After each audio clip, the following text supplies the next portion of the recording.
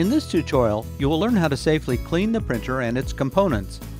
From the printer control panel, click on Clean Now from the Cleaning section of the Help and Support tab. When prompted, remove the cards and the ribbon cartridge.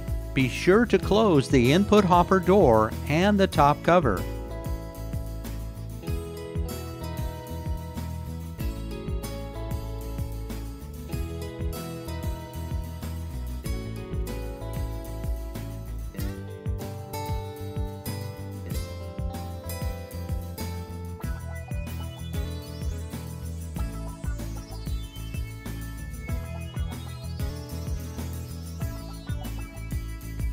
Insert the cleaning card into the manual feed slot.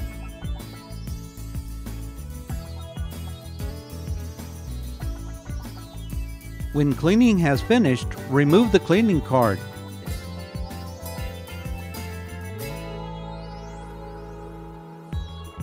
Reload the ribbon cartridge and cards.